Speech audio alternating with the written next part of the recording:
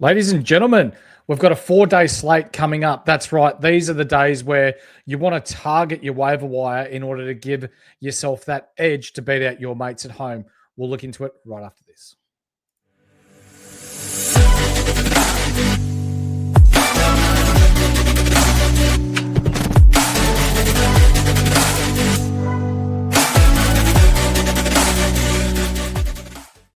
Hello and welcome back to Ball Logic. I am your host today, the horse, and joining me is the man that eats numbers, breakfast, lunch, and dinner each day. It's Flanders. How you doing, mate? Mate, I'm good to be back here. I've been on some lean days, and it's pretty good to get another 4-day week and really dive into these guys and try find good waiver wire pickups on these days where it's the guys you're chasing. Yeah, 100%. So, as we brought up at the start of the week, you're not really looking to add anyone on waivers on those high volume days, but these days that we're going to speak about are the days that you want to target in order to try and give yourself a bit of a head start, I guess, or a bit of an advantage against the people that you're playing in your respective league, whether it's for free, whether it's for cash. I just love winning. So hopefully the pointers that we're going to give you today help you win your leagues at home this week. But before we continue on, like, subscribe, bell. That's called being the triple banger. Give us a bit of a hype as well. Swipe the comments across, hype us up. Love it. Also, if you're listening to us on audio, 5-star review helps us get out into the ears of those that love a little bit of banter with their NBA knowledge, especially when we're talking fantasy. Flanders, just quickly, we're going to look into the daily chart that we have here as we see. So the Thursday, which is Friday here in Australia, New Zealand, everywhere close to us, it's a 4-game day. So those games are Orlando, who are going to be playing at Charlotte. Orlando are the only team tomorrow on the back-to-back, today and tomorrow. Golden State, they're playing at Milwaukee. Washington are playing OKC, and Miami are playing at San Antonio. We're going to get straight into our Thursday ads, mate, and we're starting with Anthony Black. So Orlando got blown out a little bit today by Detroit. You'd think that coming off the back-to-back, they'll look to play their bench a little bit more, and Anthony Black's the number one target for you. Yeah, Anthony Black, big guy there. Yeah, he does a lot there. He's taken a lot of the guard role with Jalen Suggs being a bit hit and miss there. And he's proven to be really, really good there. He's putting up a fair few points here, getting a few steals as well, sort of getting himself into a few boards and assists, but particularly focused for him for your boards, for your points and for your steals. Yeah, for sure. Anthony Black, the number one target at the Orlando Magic. Realistically, if you wanted to stream, you could have picked him up today if you had potential in your roster, but still with that 4 game day tomorrow, you can still bring him in for those points and especially the steals. Musa Diabate and Con Knipple from the Charlotte Hornets. They're two players that I'd like to talk about. Diabate for his rebounds and his defensive side, but especially with Brandon Miller out, Con Knipple could nearly be an add off your waiver. And depending on how he goes, you could nearly hold on to him for a little bit here. 5 threes in his last game. Can get you some rebounds, get you some assists. Not particularly efficient on the defensive end, but can stroke it from 3. Yeah, he's been great from deep there. There's no question. I'll happily take the nipple there. Yeah, 19 points last game, 20 the one before. Yeah, he hasn't dropped below 25 minutes all season here. I would happily take that man doing what he's doing, and yeah, him playing alongside LaMelo, he'll draw a lot of attention there, and will be another good usage out there with their Brandon Miller. For sure. Moses Moody at the Golden State Warriors. He's your number one target at the Golden State Warriors for his threes and points, and he can get you some defensive stats too. He's been shooting the ball pretty well this year. He has, yeah. He's missed the first few games, and a lot of people didn't roster him accordingly. But yeah, he had a 20-point game there. Yeah, he's just been hitting it really well. Yeah, particularly from deep tends to be where he specializes from. So happily do that and take Moses Moody for what he can do there out on the 3-point line and get you some points. For sure. Cole Anthony from the Milwaukee Bucks. So we're talking Giannis Antetokounmpo, Miles Turner. Ryan Rollins could be a topic of conversation here, but he's been snapped up in most leagues given what he put up last game, and rightfully so without KPJ. He's got the starting role there and looks quite good, shoots the ball well from outside, gets you some peripherals as well, 4 steals in his last game as well, doing everything right. But Cole Anthony, if they need a bit of a boost off the bench, he's proven this year a little bit different to his Orlando Magic days. He was very ISO heavy, shot the ball a lot, But this year, he's leaning more into his assists. So I'm calling points and assists for Cole Anthony. And for someone that's 6 foot, he does get a lot of blocks. So he can get you a sneaky block or a sneaky steal occasionally as well. Exactly, Washington, yeah, very receptive. Flanders, Corey Kispert with his threes. Big Yeah. streamer if you're looking for threes. Oh, you couldn't really go past many other guys out here. Corey Kispert there for threes. I'm a big fan of that one there.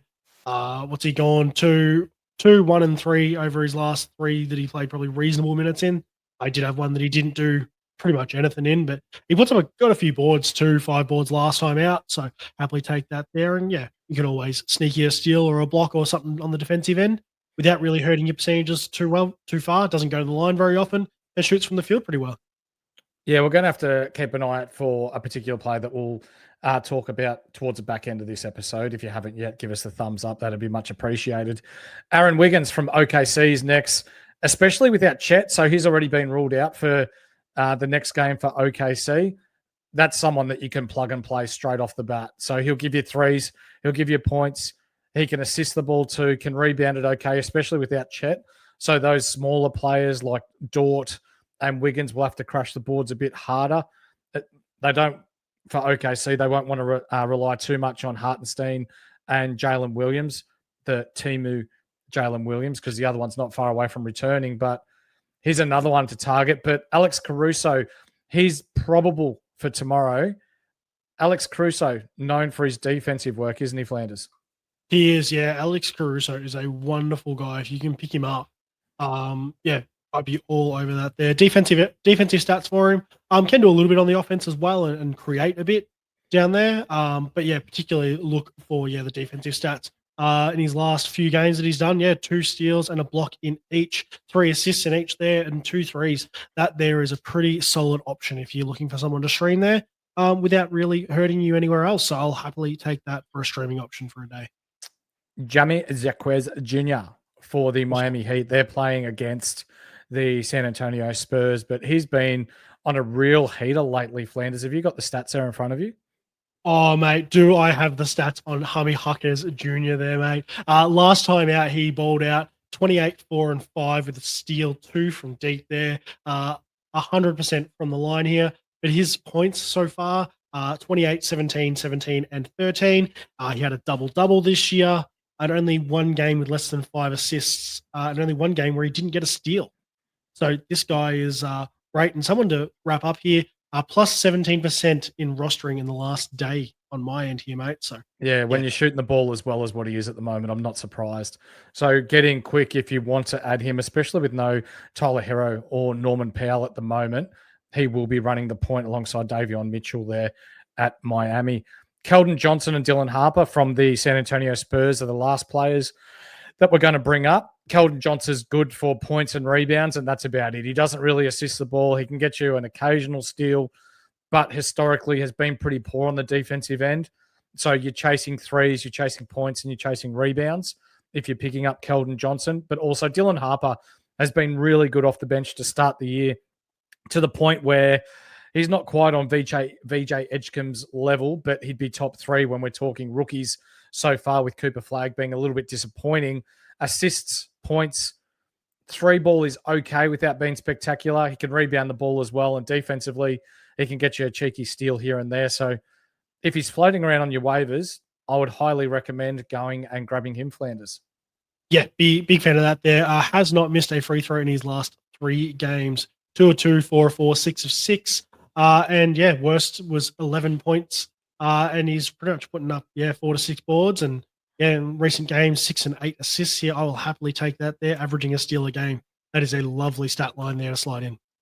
For those that are watching on YouTube also, I've just put a quick note down the bottom here. If you're not watching on YouTube and you are listening on Spotify, Apple Music, or any good audio platform, Bilal Coulibaly I've added to this. So Bilal has been cleared to resume with the Washington Wizards, and he will be playing in tomorrow's game.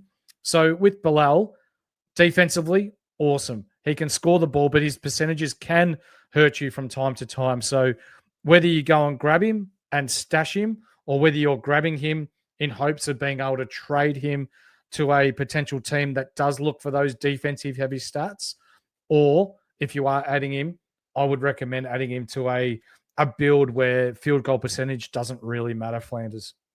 Yeah, for sure. Bilal is going to be a wonderful option here.